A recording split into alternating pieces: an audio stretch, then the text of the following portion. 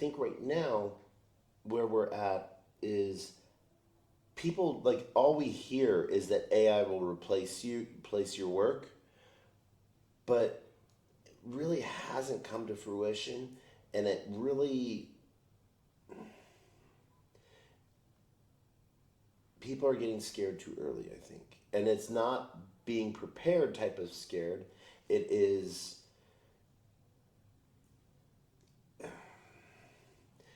people just scared of technology in some way, shape, or form because and it, almost like a chicken little, the sky is falling because it's so different than what they're used to. Um, People shouldn't be scared. They should adapt. And anyone who's afraid of AI taking their job, learn how to use AI because what we've said for a long time, prompt engineers.